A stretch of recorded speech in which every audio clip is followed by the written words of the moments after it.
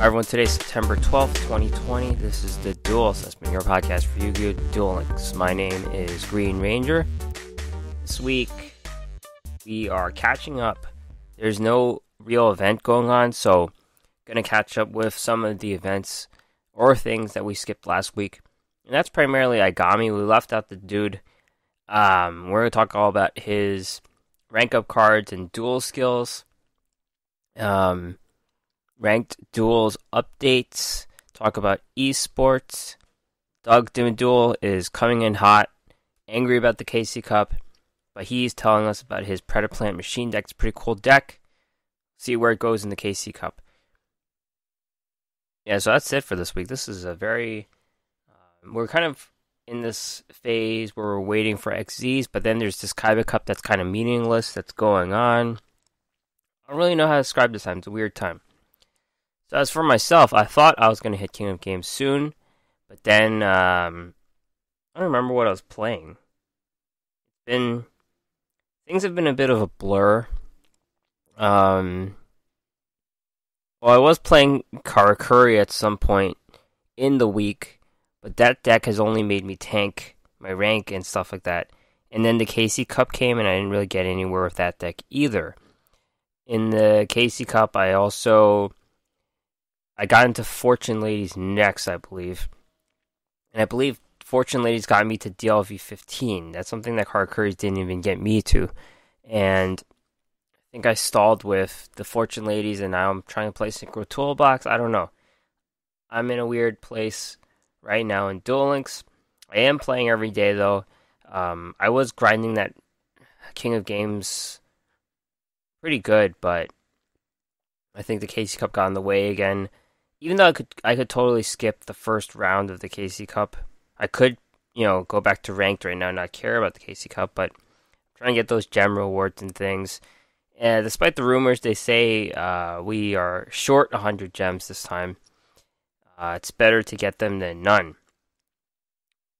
As for myself, I've been kind of missing in action in terms of social media, and I'm just tired. I think that's all it is. My work schedule is kind of weird. There are certain days where I have to wake up early, and then it kind of changes depending on the day, so it's not the same every week. So my regular life schedule has been thrown off course, and as such, I forgot to check social media, or I don't really check it anymore. And I know having social media engagement is very important. That's how you talk to people, you grow your audience, all that stuff. But my clock is just off right now. I don't know, something's off. But we're also in this weird phase where we're waiting for XZs, so there's nothing to talk about until that happens. So, see where we go.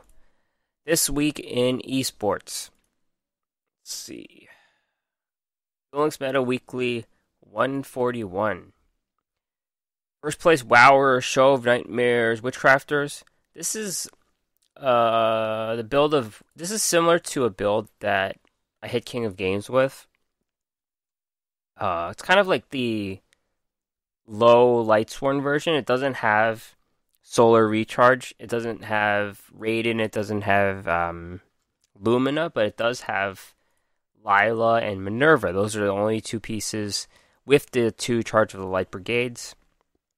Got a very standard core of the Witchcrafter monsters. These were the same ones that I ran. The 2 Madame Vera, 1 Edel, 3 Shmeta, 2 Genie, and 3 Pittori. And the composition of the spells is the same. 2 Collaboration, 1 Holiday, 3 Unveiling, and 1 Patronus, and 1 Masterpiece. And it kind of focuses on the back row destructions. There's 2 Night Beams and 2 Galaxy Cyclones. This deck is very familiar to me. This is the deck that I would run if I got serious about playing the KC Cup in ranked. Maybe I should turn back to this deck. I don't know, I just wanted to try something different after 3 straight months with King of Games, but maybe I need to play this deck again. Second place, Zen Wow, Restart Karakuri. Karakuri are the deck that made it out of the last mini box. Besides being the Karma Cut box, Karakuri have established themselves. This is a 21 card deck. And Karakuri, I've noticed in these tournaments, is changing nonstop. It's a deck that's evolving constantly. So this deck has no Karakuri Soldier. I forgot the name of the Karakuri Soldier, but Nisapachi or something, the 1400 200 guy. But this runs Hypa, which is the 2100. No other level 4 monster. Got 2 Kunamzan, 1 Hypa, 3 Nanishi, and 3 Inasashis. No Anatomy. It does run 3 Caches. I've seen 3 Caches in lieu of the Anatomy. Gamma Oil. 2 Heytrunate and 2 Cosmic Cyclone seems to be pretty core. 2 Cash In is very standard. Some run 1. And most decks run Offerings to the Doomed as well. Top 4, Revolver, Restart, Karakuri, another 21 card deck. This one has 3 copies of Kanamzan, so this is harder to play than most if you don't have the 3 copies. It does run Herald of the Abyss, 2 Forbidden Lance, Karma Cut. Same combination of those cards from before. Again, 1 Hypa and no Nisapachis. Top 4, Zalika, 18, Sorcery Conduit, Invoked Element Saber. It's pretty much the same deck we've seen all this year, and maybe even before that. The back row changes every so often, but, same old deck we've seen. Duel Links Pro Series number 2. First place, Seijuro, Restart, Karakuri. This is a unique look for the Karakuri. We saw Hypa show up and Nisapachi drop out. This one has no level 4 monsters, so it's just 3 Kunamzan, 2 Nanishi, and 3 Inasachi. So it's kind of low on monsters, if you think about it. But it also runs Karakuri Cash Shed, which is a counter trap. Negate the activation of a spell or trap if your opponent has a face-up defense monster. If you have a face-up Karakuri defense monster. Karakuris have all these situational back row cards, like Karakuri Clock, for example. This is Cash Shed. It's a counter trap, so it can't get countered. So that's pretty nice. 2 Bad Aims. That's something new here. 3 Forbidden Lance. It's an interesting deck list. Gold Dust. Second place, JJP1124. Alternative Evolution Blue Eyes. Not much to say. Blue Eyes have made a resurgence, I've noticed, in the Kaiba Cup. Typical fat deck, though, 24 cards, a lot of back row, a lot of cards that discard to the graveyard, like Ballista Squad, Raigeki Break, and Karma Cut.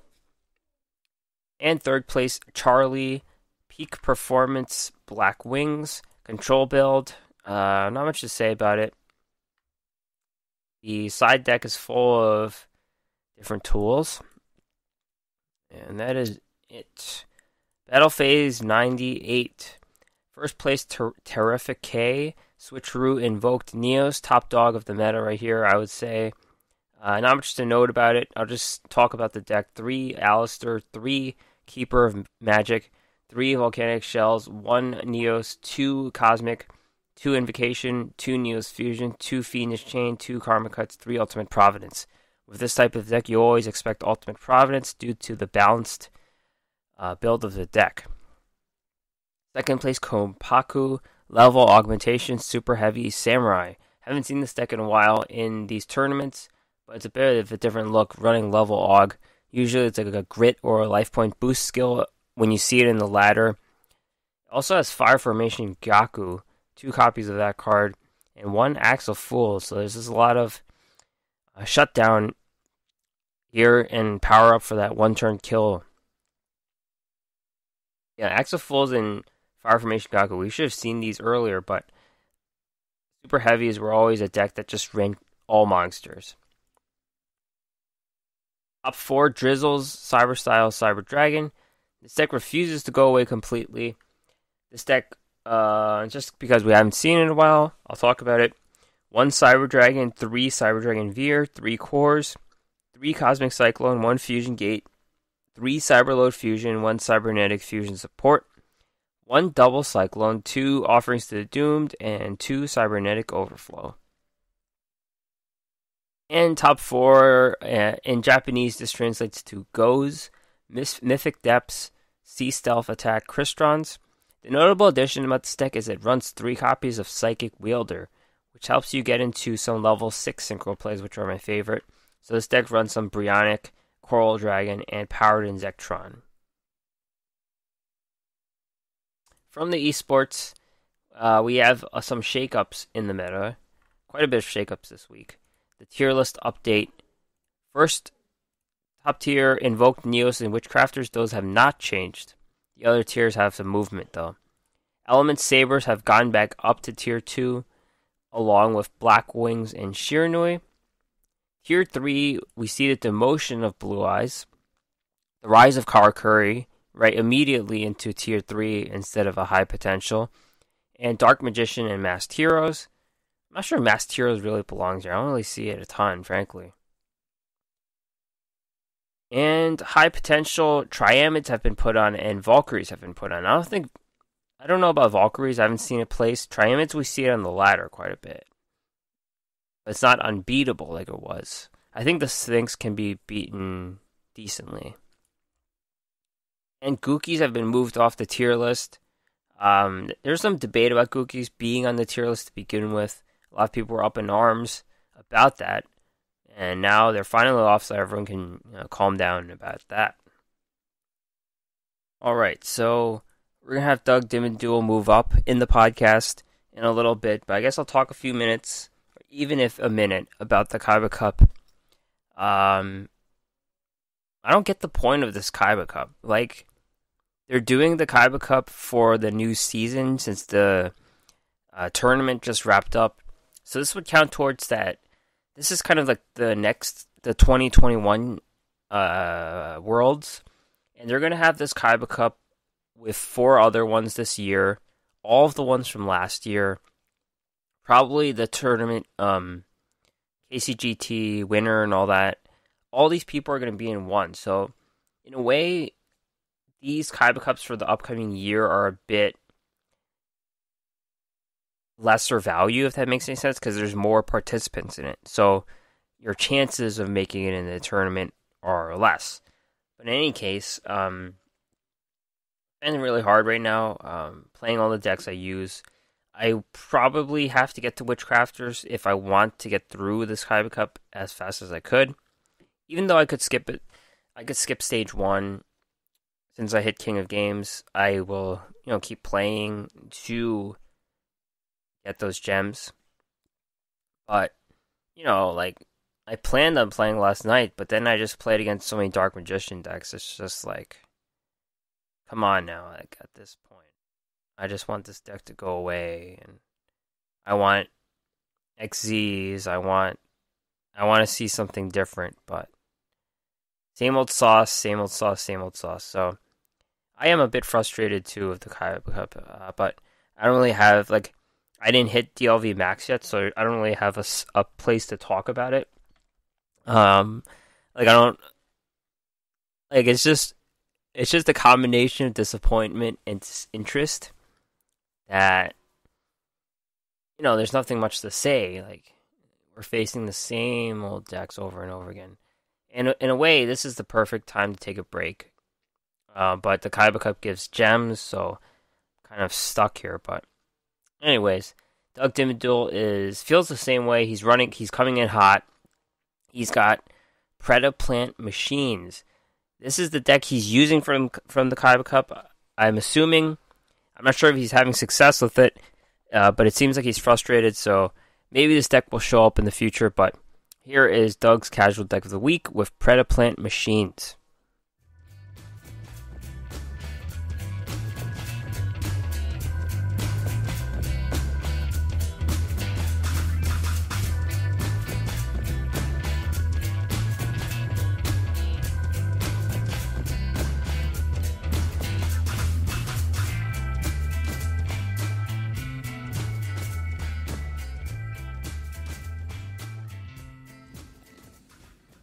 Hey there, this is Doug Dimmaduel with Doug's Casual Deck of the Week.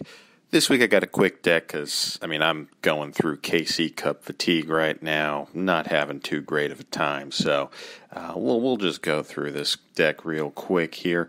We're going to start with just the extra deck in this one. We got that Predaplant Chimera Flesia. This is the plant fusion monster that requires one Predaplant monster and one Dark monster. So really the whole point of this deck is to really just utilize the Desperado Barrel Dragon and all of those Dark Machine types, but we're having the twist with Predaplants. So we got that little Predaplant lizard guy. I'm not going to try to pronounce his name, but he's that level 2 plant monster with 600 attack that, where you could fusion summon one Dark fusion monster from your extra deck using this card, and monsters from your hand field, and or monsters with Predaplant or Predator counters on your opponent's monsters, which there's not going to be any counters in this deck. So really every other monster in this deck is a dark monster. So if you open or you end up drawing into your Predaplant little guy there, you're going into your extra deck Predaplant play very quickly. But other than that, everything else is Dark Machines. We have our 3 Desperado Barrel Dragons, where if a Dark Machine monster is destroyed, you can then special summon it from your hand, and you can flip the coins, and you can start popping your opponent's monsters. Still a pretty good card. I also run 2 copies of Jinzo, because it's a Dark Machine monster. I don't really run much back row in this deck, so no harm lost with having a Jinzo on the field to negate any traps. With that being said, I'll run my 1 copy of Jinzo Ejector, which, the card's name becomes Jinzo while on the field or in the graveyard, where you contribute this card, add 1 Jinzo monster from your deck to your hand, then reveal all set cards your opponent's controls into spell and trap zones. If there's any trap cards among them, you can special summon Jinzo monsters from your hand, up to the number of trap cards that are revealed. So, again, just really good to have. Then you want to have your 1 copy of Twin Barrel Dragon. It's the UR from the card trader. You flip 2 coins, and if they're both heads, you can destroy a card. But it's really just a searcher, or when your Desperado Barrel Dragon gets destroyed, you can search out your Twin Barrel Dragon. Pretty cool stuff. Black Salvo is the other card that I'll run 3 copies of. You could target a 1 level 4 Dark Machine monster in your graveyard, special summon that target but negate its effects. Basically, every Dark Machine monster that we have, aside from Jinzo and Desperado Barrel Dragon, is a level 4. So we just got a level 7 Synchro toolbox made up of Samurai Destroyer, Super Heavy Samurai, Stealth Ninja, because I don't have a lot of back rows, so odds are you can attack directly because you're not going to have anything sitting in your graveyard, and then to blow up the field, just your Black Rose Dragon. So other than that, you're going to have your BM4 Blast Spider. You remember this guy with the 2200 defense. You can target 1 Dark Machine monster you control and 1 face-up card your opponent controls, destroy them, and then the whole effect where you can burn for damage too. And then my 2 copies of Gen X Ally Crusher. Again, just another generic level 4 Dark Machine monster. They got some destruction effects, so if you have them floating around on the field and you normal summon another Dark Machine monster, you're going to be able to pop one of your opponent's cards. So I kind of like this card. It's a little underrated. I don't see it in too many decks, but I think it's just a nice touch.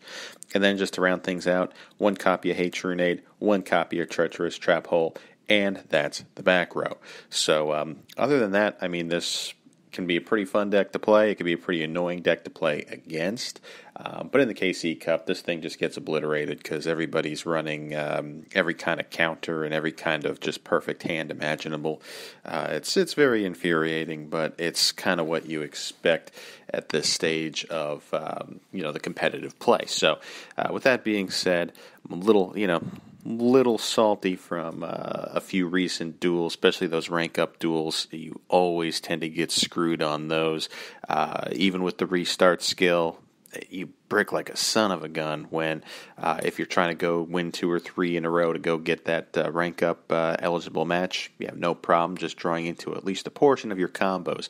But boy, I got to tell you, I think it's a conspiracy, but those rank up duels, man, if there's ever time for a brick, it's always going to be on the rank up duels, and I mean double brick. So anyway, that's my little rant, and I know some of y'all are like, all right, Doug, just get good. I know, I'll work on it. I'll get on that. But anyway, that's it for my casual deck of the week. I will see you next time. Take care.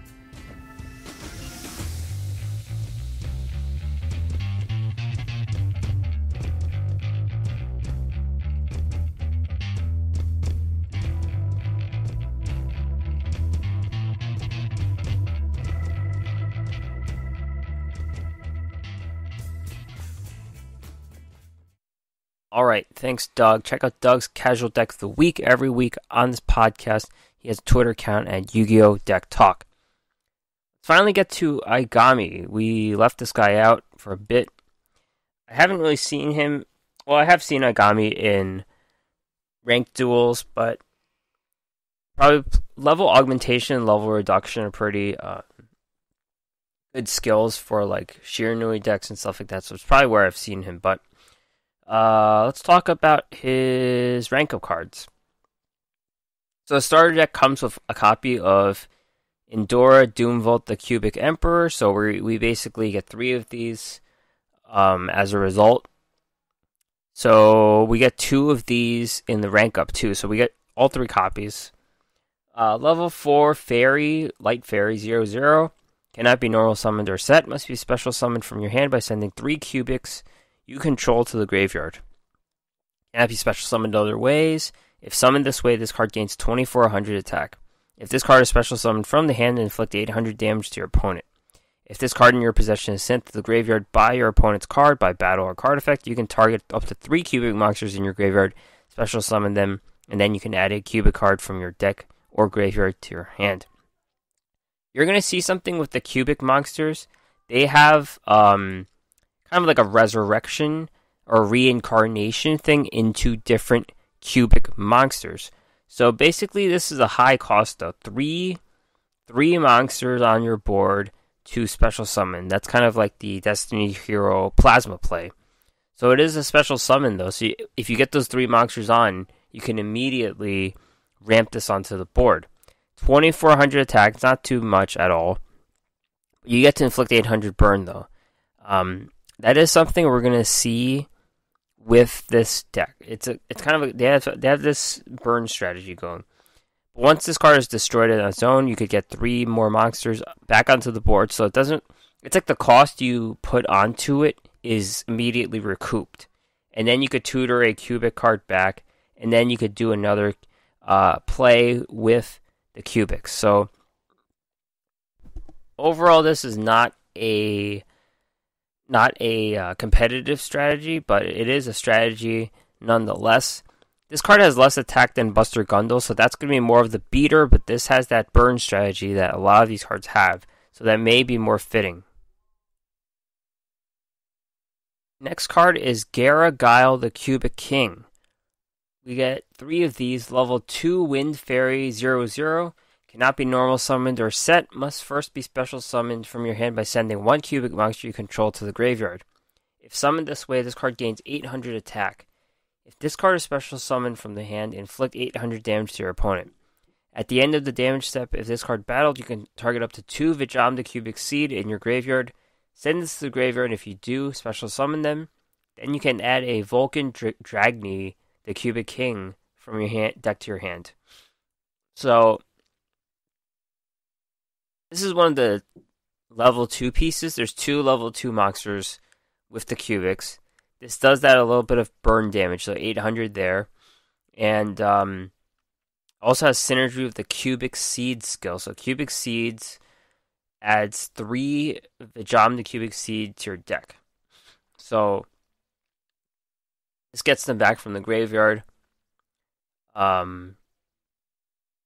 then there's it mentions the ability to tutor Vulcan Dragni, the Cubic King, and this is a card we don't even have. So this card's kind of incomplete. Being a monster that tutors a card that's not in Duel Links, so it kind of sucks. Yeah. Not much to say about this card, it's not very good. It does that 800 burn though, so that's kind of the only good thing going for it. Blade Garudia, the Cubic Beast. We get 3 of these. Level 3 Fire Beast 0/0. Cannot be normal summoned or set. Must be special summoned by sending 2 cubic monsters you control to the graveyard. If summoned this way, this card gains 2,000 attack. This card can make a second attack during each battle phase. When this destroys a monster by battle, you can target 3 Vijam the Cubic Seed in your graveyard, send this card to the graveyard, special summon them. Then add a Buster Gundle, the Cubic Behemoth, from your deck to your hand. This one's actually decent, though. It's core for the Cubic Dimensions summon duel skill, because this is the only level 3 monster of all the Cubics. So we have some level 2s, we have a lot of level 4s, but no level 3. We're going to need some kind of bridge. So Blade Garudia seems to fit the bill. Doesn't have that burn damage, but it can attack twice a turn, and lets you tutor Buster Gundle. So, nice card overall. And it has synergy with Dark Garnex as well. Dark Garnex will tutor Blade Garudia. Cubic Karma, 3 copies of this card. Continuous spell. When this card is activated, you can target 1 cubic monster you control except for Vijam, the Cubic Seed. Send any number of Vijam, the Cubic Seed, from your hand or deck to the graveyard. Then that monster gains 800 attack for each, even if this card leaves the field. During your opponent's turn, if Vijam the Cubic Seed is special summoned by the effect of a cubic monster, send this card to the graveyard. If you do, have your opponent's life points. You can banish this card from your graveyard, add 1 cubic monster from your deck to your hand. This is actually decent. So this works with the Cubic Seed skill. So let's see, you're going to have 3 Cubic Seeds added to your deck. And then this Cubic Karma, you can send them from your hand or your deck. So it's 3 of them. You can send all 3 of them. That's 2,400 attack to a Cubic monster.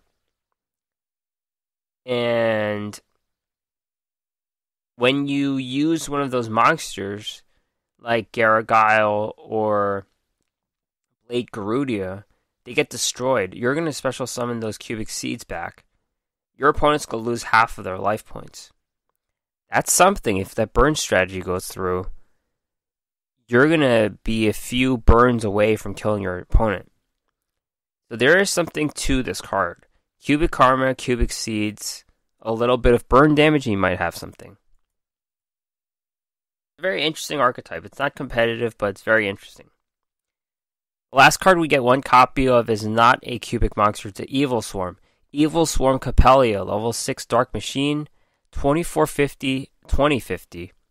Cannot be special summoned. When this card leaves the field because of your opponent's card by battle or card effect, you can target 1 face-up monster your opponent controls. Take control of that target until your next end phase. This has a bit of a theme with the cubic monsters, and it has an ability when it leaves the field. This is an interesting card, but it's hurt by being a tribute summon requirement. No way to cheat this out. So you could steal an opponent's face-up monster when it's destroyed, banished, sent to the graveyard in any way. I think this one allows banish. Yeah, leaves the field by battle or card effect. So you can card effect banish this card or something. So you're going to steal your opponent's monster. It's best used to ram into a stronger monster. It has 2450 though, so you're not going to lose a ton of life points from ramming them. Then you could steal their monster and end the game, I guess. It is a dark monster though, so the only place I could think this fitting is some kind of chaos deck where they're running like a Lightsworn engine and some dark monsters, and then you have a ramp card like Plague Spreader Zombie, like Glow Up Bulb, some kind of card that gets ramped out of the graveyard. Then you can tribute summon 1 for this guy. But this guy is not... You're not expecting this card to be meta or in any way. But this is a decent ability. And it's one that only works in a chaos strategy, in my opinion. I don't think Evil Swarms are a standalone archetype. Alright, so those are all of Aigami's cards. Let's get to his unique duel skills, which are only 4. Cubic Seeds, I just mentioned this skill. At the beginning of the duel, add 3 Vijam the Cubic Seed to your deck. This skill can only be used if you begin a duel with a deck or extra deck that contains no cards other than cubic cards. So, yeah, what it is... So you have no extra deck though, so basically no synchro play or Xyz play. I guess that's probably the consideration. It's probably more against XZs because they get all those cubic seeds out, and then you could do like a 3. I've seen what Vajam the cubic seed is. Hold up.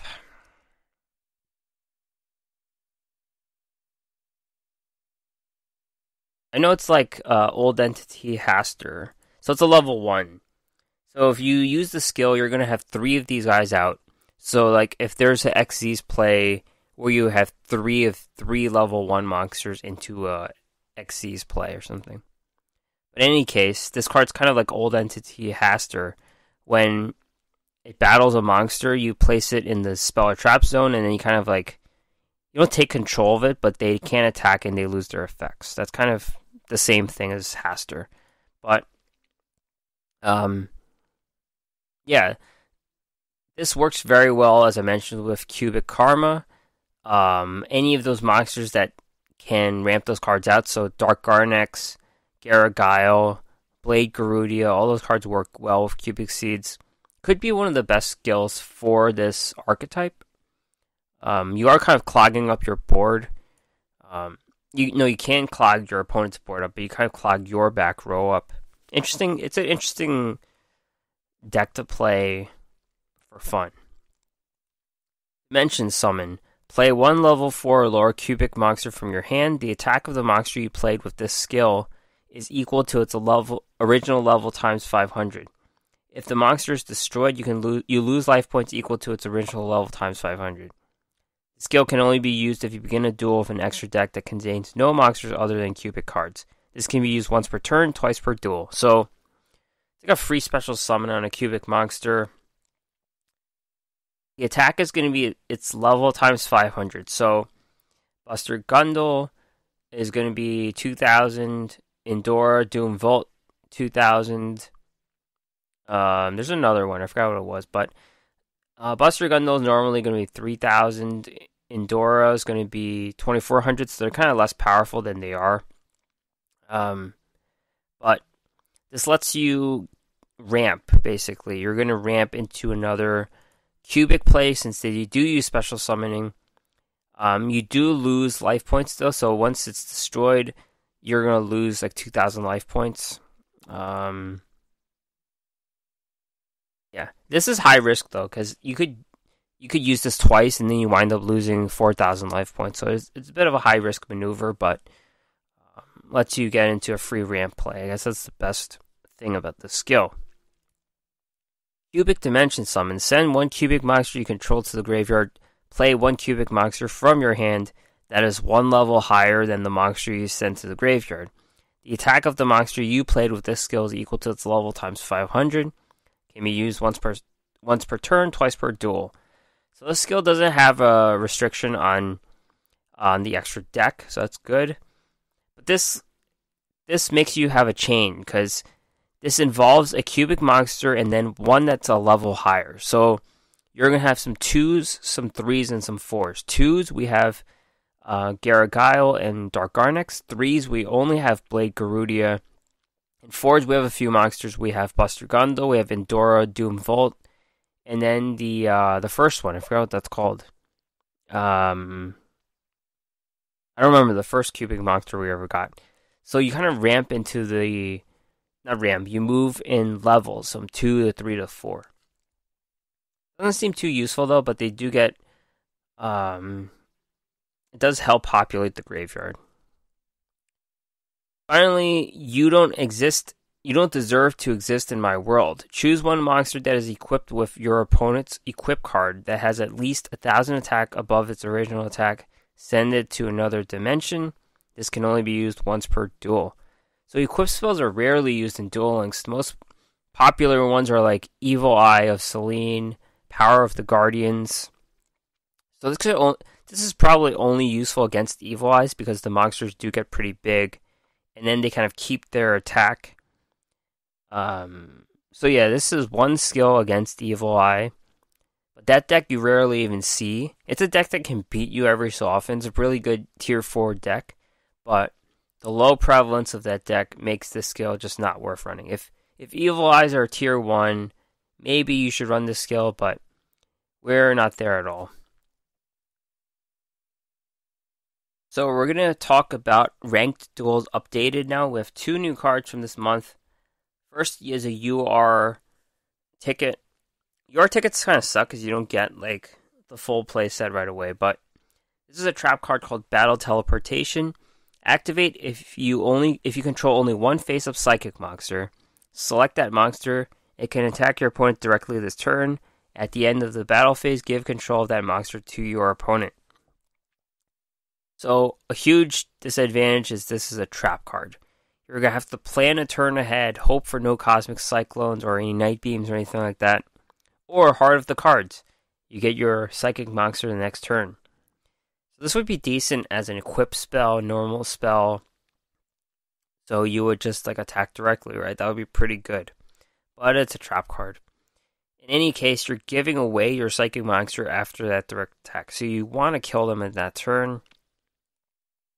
And there's a huge limitation of having only one face-up psychic monster. So it's not like you can attack. You can attack and kill them with 2 monsters. You're going to need only one psychic monster. So you're going to have to get your opponent down a little bit in life points so that you can end them with 1 hit. Overall, this is a pretty bad card. This is the type of card that would be dangerous though if it was just a spell. You could kind of have like a quick 1-turn kill psychic monster strategy, but it's not good enough for that, I think. So this is not a very good card at all. Look at the next card. It's in the SR slot called Senate Switch. Not a very good card either. This is a continuous spell. Once per turn during your main phase, you can move 1 monster on your side of the field to an adjacent horizontal unoccupied monster card zone. So we're back to the position changing things we saw with the Mech Knights. It's a lot of setup for your Mech Knights because they have to be like kind of same column or things like that. Not useful at all. I don't know what else to say. There's those other cards, Rampaging Rhinos. A few other cards we got, but there's like no use for this card. I don't know, like position flipping. I have to see if this really, how many cards do actually change monster zones. So, like if there's an archetype that completely works towards this. I guess it's the Mech Knights, but there's nothing.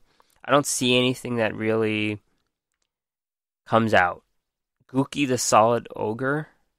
It's a Link monster, so we're not going to be at Link monsters for a bit. Mech Knight Indigo Eclipse. Maybe when we get more Mech Knights, that would be something. I'm not seeing anything that really stands out as a real thing. Super Viacroid Mobile Base. These are all cards that kind of work towards the moving across the monster zones. Nothing crazy though. So I don't expect the position flipping to be anything useful. All right, so this is a very short episode. Upcoming news: Casey Cup's still going on, so it goes on till the 20th. I expect Stage 2 to begin on Thursday the 17th. So we have a few days to get through Stage 1, get through the hell that is Stage 1. Mission Tour Guide Bingo, that's going on right now. I don't think I have access to Carbonetin yet, though, but we're getting more copies of that card. Mid-September, that should be next week. Duelist Chronicles 5Ds, Fight for the Fortune Cup, new card Psychic Snail, new Akiza skill. Finally, we have an event.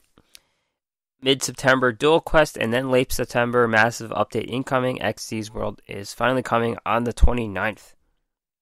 That is it for the Duel Assessment Podcast. Thanks for listening. Again, sorry for being missing in action, but that's the way things are right now. I will get rejuvenated once. It's probably when this new event comes, frankly, this new 5Ds event, but I'm not really feeling this Kaiba Cup at all, unfortunately. And waiting for XDs to come, that's going to be a theme for September. So that is it. Listen and subscribe to this podcast anywhere. Just search the Duel Assessment, search Duel Links Podcast. You'll find it. All these notes are on duelassessment.wordpress.com. I don't interact much on Twitter, but I'll try. Duel_assessment. All right. Thanks for listening, and I'll see you next week.